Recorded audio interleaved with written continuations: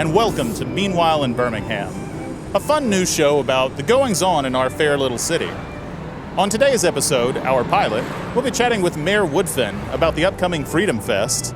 We'll also be chatting with Nathan McMinn about an exciting new air quality sensor network that they're developing right here in Birmingham. We'll also be chatting with some folks on the street about what's great in our city and what they'd like to see improved. But first of all, I'd like to take a moment to suddenly remember that, oh crap, late.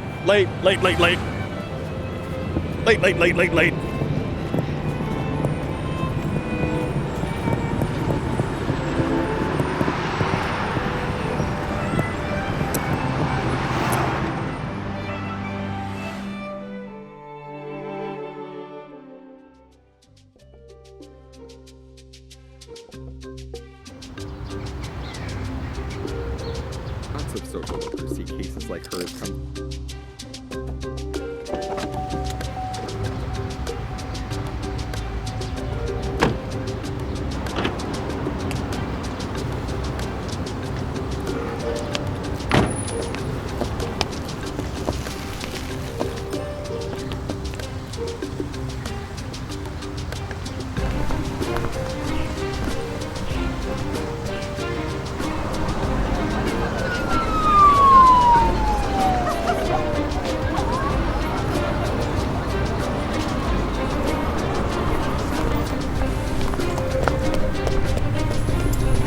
Watch where you going!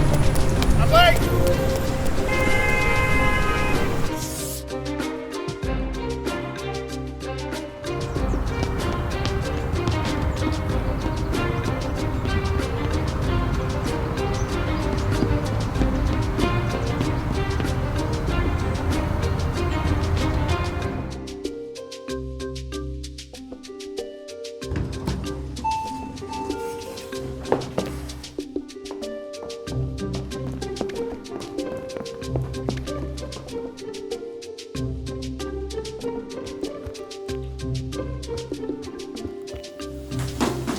Sorry, Mr. Mayor. You're fine.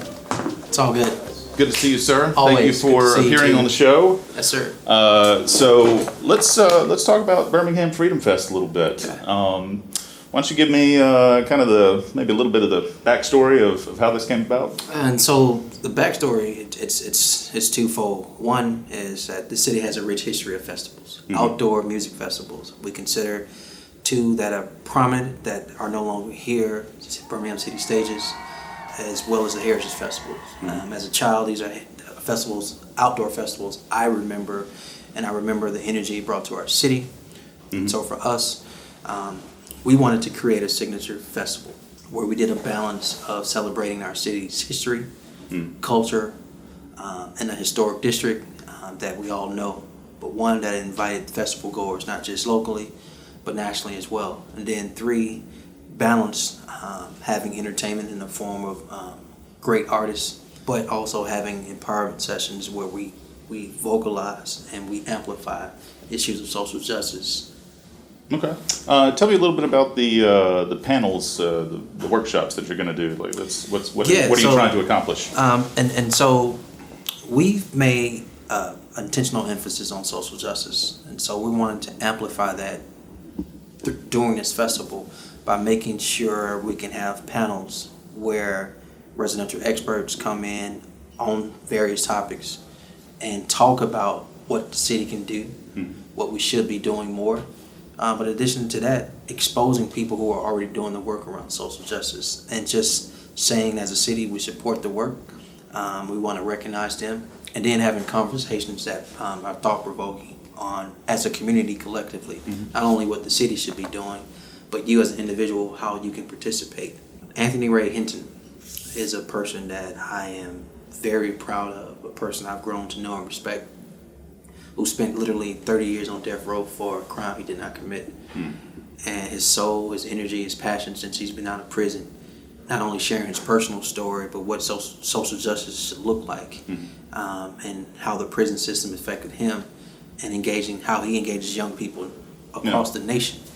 That's an example of amplifying a voice, paying recognition and homage to his struggle, his fight, his personal story, but also us listening to him on how we can be better in the fight for social justice. This festival is a one-day festival, and it's this first year of it. It'll be in and around Kelly Ingram Park. Of course, the actual music festival side will be outside Kelly Ingram Park area, but we'll use the 16th Baptist Church, and we'll use some other historic actual facilities within that footprint. Yeah, you got Civil Rights Museum, you got 16th Street Church, got Gaston Hotel. Yes, absolutely. So you've got options there, which is nice. Sir. Why don't we talk a little bit about some of the artists that are coming? Yeah. Who have you managed to land? Some of the nationally artists people know are 8-Ball MJG, of course our Ruben Studdard, Music Soul Child. There are lists of other artists. I don't have them all memorized, That's but all right. I will encourage people to please visit freedomfestbhm.com. FreedomFestBHM.com. freedomfestbhm.com for a list of all the artists, local and national artists that will participate and perform Excellent. at this festival we're having. Okay, great. Well, it sounds like it's going to be a solid event for the community to come together and hopefully do some bonding and some learning. Yes, sir. Excellent. So is there anything else you'd like to add? Okay. Truthfully, I got a date with the lecturer. Okay, well, I got to run, so literally, I'll see you soon. Good to see you.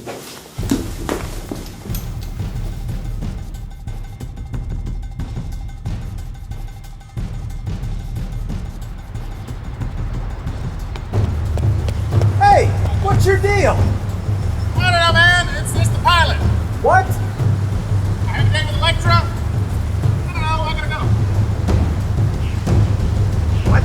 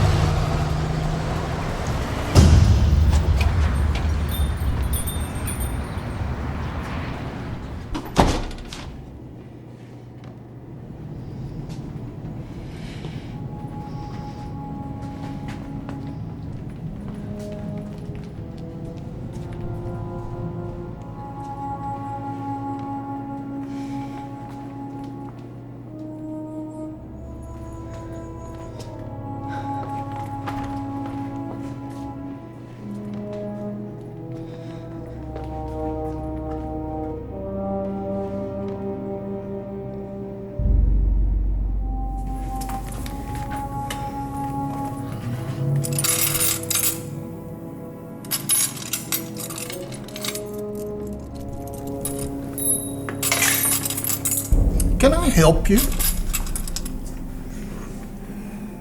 I have a date with Electra. Follow me.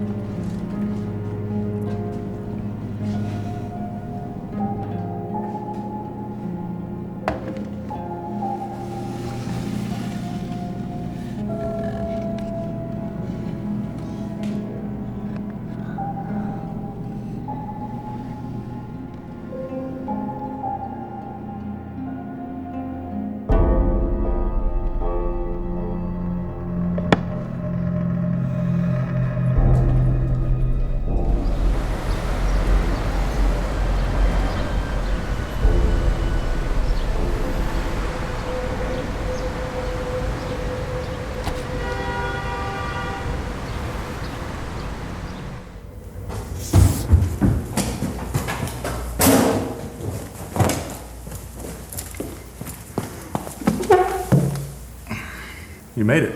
Yes, hi. How's it going, Nathan? It's going well. How are you? Running around. It's all good. Okay. So, Man about town? Yeah, well, I try to be. So wanted to run over here and interview you today to talk about what you've got going on, because I think that it's a very important upcoming thing for the city to know about, and it's potentially something that will benefit the citizens of this community. And so why don't you introduce what you've got going on here? So I do a lot of stuff around town, but right now we're really working hard on what we're calling Smarter Birmingham, which is a open source and open access smart cities platform for building sensor-driven applications at a city scale. Okay. Why don't we break this down for the viewers who may not be as familiar? Why don't we talk for a second about smart cities and what that kind of constitutes, and what's the ideal behind that? So the idea behind a smart city is to kind of build a digital nervous system that operates at the city level. So think measuring all the things that are important to the people that live there, whether our trash cans are full, how much traffic we're getting on various roads at various times, where do people hang out, what are they doing? What does the environmental conditions we live in look like, right? I mean, is the air quality good enough to go out today? Birmingham has a persistent problem in this area. So it's really just establishing a communications and sensor network that measures tons of different things about city life, so that we can then use that data to either drive policy or create new solutions to the problems our citizens face. Oh, excellent. So let's talk for a second about the particular devices that you're working on today. These are mainly air quality sensors, but that's not the only thing that you've built in. There's some other data, right? We're measuring particulate pollution. Birmingham consistently lands on the EPA's top 25 list of cities with persistent. So that's teeny tiny little bits of things that are floating around in the air. It's tiny particles in the air. Some of them as small as 1 micron. And if I've got my science right on this, those are actually small enough to pass into your bloodstream. So the health implications of these things are significant. Yeah, depending on what these things are, it's not so good for a person. Right, but we're also measuring things like, the temperature, pressure, humidity, light levels, noise levels. I mean, it's not a recording device, right? These things don't have the capability to take your voice and store it. But all they really can do is look for like loud spikes in sound, because noise pollution is a thing too. So, and how does that affect the quality of life in the city? Now, in the broader, longer term sense, you've said that the goal is to try to have close to 1,000 sensors placed across most of the county, right? Yes.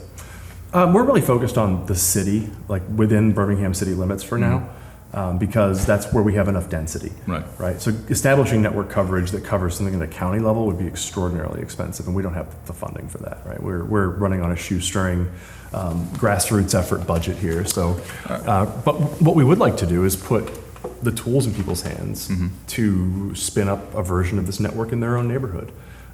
If they have coverage, to be able to use the open network we've built to connect stuff. If they don't, they can connect it to their home Wi-Fi and run it that way. And ultimately, the goal is to create a bunch of cookbooks, designs, computer code, et cetera, that we can share online in a way that anybody who lives anywhere else in the world could pick up what we've done and implement it in their own city. Yeah. Right? So we're doing this all under very permissive open source licensing, the goal being to just make it available to anybody who wants to replicate it. Right? I mean, our intent is to make all the data available. Yeah. We don't see any reason to keep it a secret. Other communities have different opinions. We haven't put any restrictions on the way the network is used, so somebody can connect a device to our network and keep their data encrypted end to end, and we never see it. But that's fine, right? I mean, again, rolling out these types of platforms is more than just something we're doing for this grassroots effort. It becomes an economic force multiplier as well, right? Now other businesses can start to build like paid products on top of the same infrastructure, and there's no reason why they shouldn't be able to do that. I tend to think of like this baseline sensor network connectivity almost like it's like a public utility, right? It's a public good, and so it's like a roadway for data sets. That's right. Yeah, it's exactly right, man. It's a neighborhood road for bits. And that's a wonderful thing to do. Yep. It takes a community. Oh yeah, it takes a village, as it were. So I must go.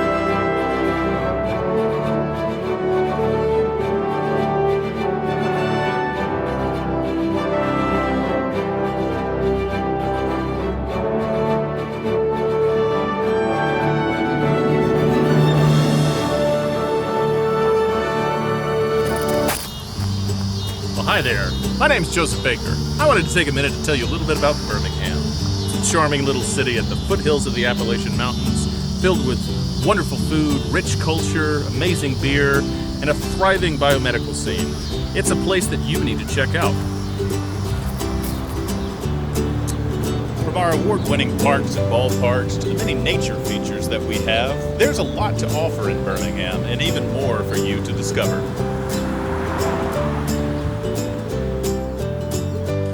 Like this statue, this lovely little stream, and our mailboxes, and this fountain, and these ducks. So that's just a few of the reasons why you need to visit Birmingham. It's a place of magic, mystery, and mischief.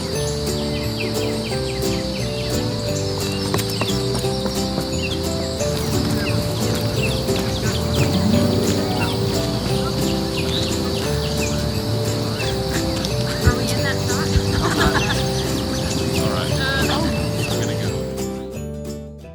All right, I'm here on Second. Obviously, if you had delivered my giraffe, I would see it. I can't see it anywhere, so you're obviously not here. It's 20th and Second. Yeah, I know. Okay, I have to go, but just Google it, okay? I'm standing right outside. Can I help you? Want to ask you a few okay? questions? No, Yeah, that's I'm fine. good. You I'm were good. just running. Are you okay? I'm late. Okay. Always late. You got a minute? Yeah. So, I wanted to ask you a couple of questions about Birmingham. What's some stuff that you really love about this town? Well, I work here downtown, so, I went to the fine arts school 10 years ago, and there was nothing to do down here. And since I've moved back, there's restaurants, there's some shops, there's, beer, there's bars, there's such cute cocktail bars, so it's just a fun place. Whereas, 10 years ago, it was not. What do you really like about Birmingham? What's some stuff that stands out to you, and what do you appreciate about It's the town? easy to get around. The food scene is robust.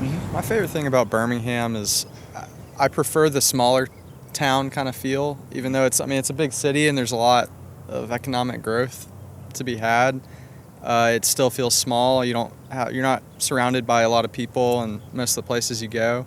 Birmingham's a food city. Absolutely. So yeah, everything around here is either going to be food and for those that indulge food and drinks.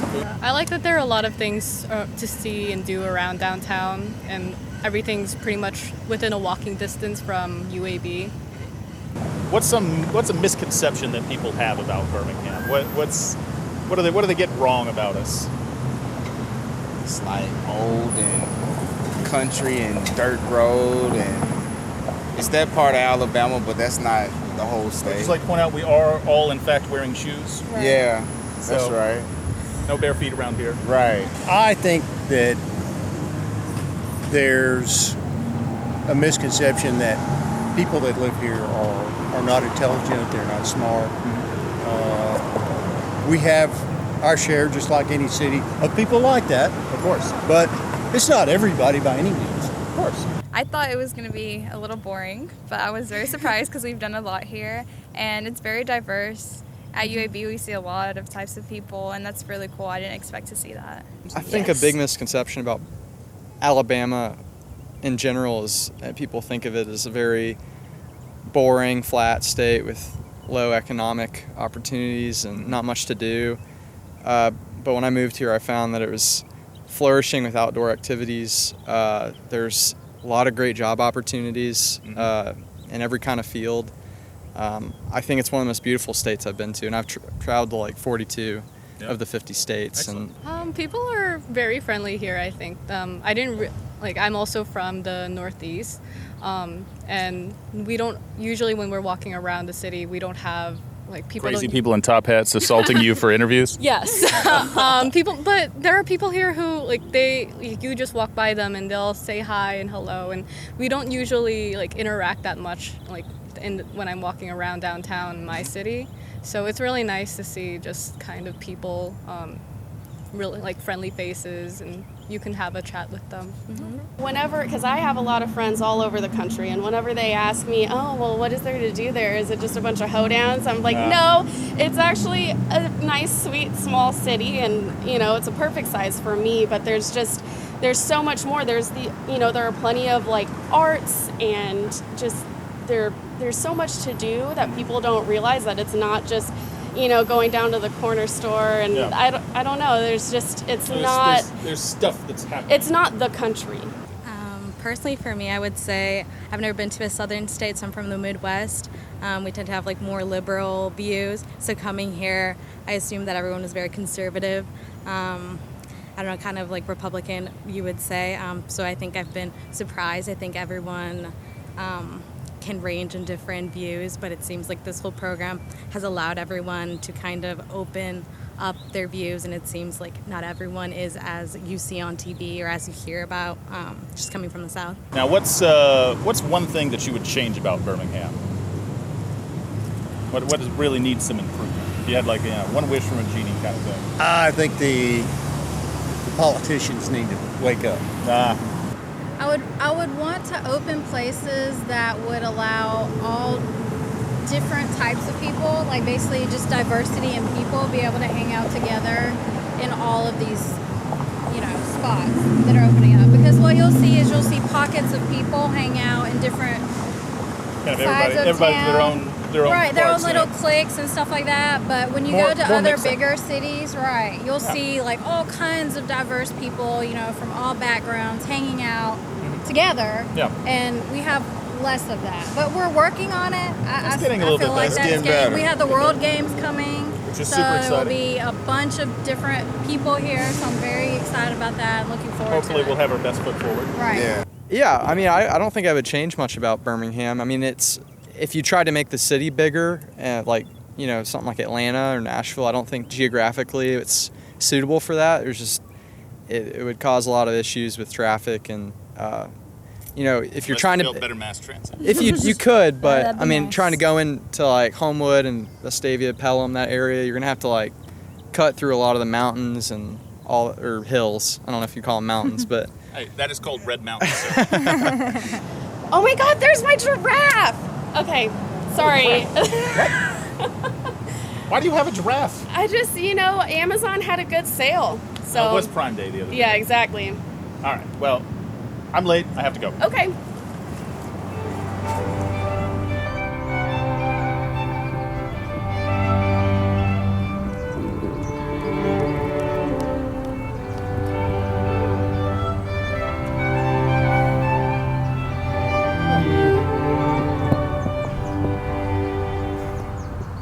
So that concludes our inaugural episode of Meanwhile in Birmingham. I'd like to thank you for taking the time to watch.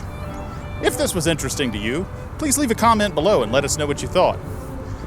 We'd like to also thank our interviewees today for appearing and telling us about the wonderful things that they've got going on.